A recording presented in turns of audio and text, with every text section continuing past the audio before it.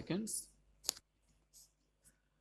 Mr. Speaker, I thank you for the opportunity that has been given to me to speak on this occasion. It has been agreed by all that self sufficiency in food is the most important thing so far as we are concerned.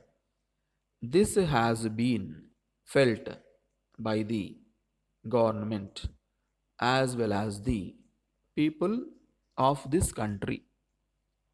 I think you will agree that it has been given due importance in our plant.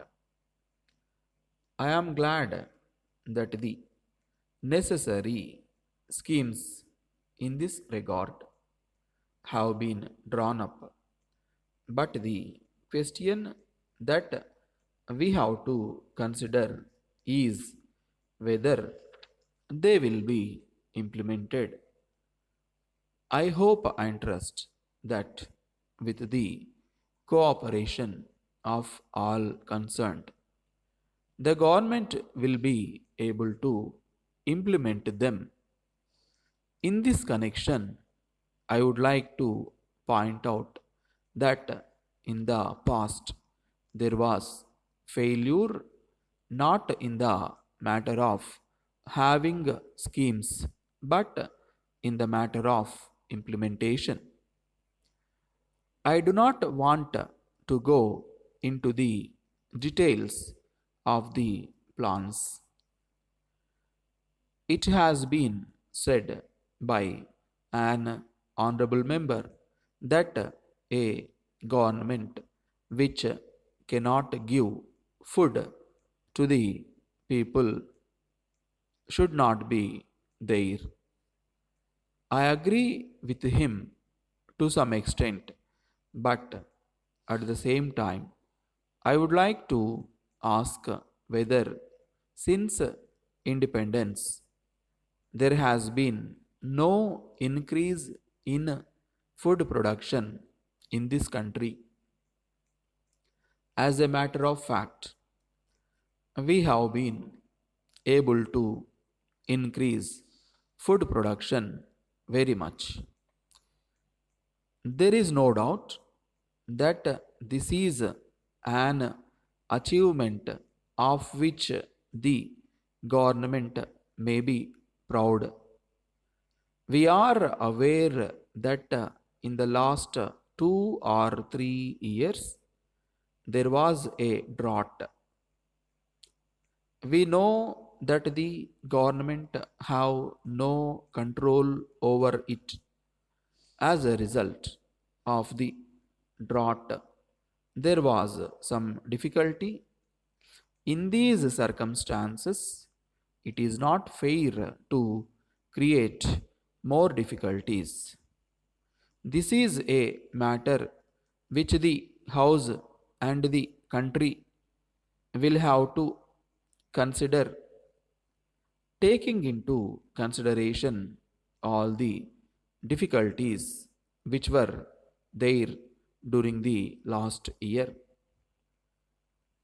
I would like to say that the Honorable Minister has been taking necessary steps to deal with the situation. As we know, the Honorable Minister has announced the policy about wheat. I do not want to criticize it or go into its merits, but I want to make it clear that I am one of those who believe that controls should be the least. There should not be controls which are not essential. From this point of view, we have to consider this question. Letter from Salam and Company, Mumbai, to Messrs. John and Company, Hyderabad.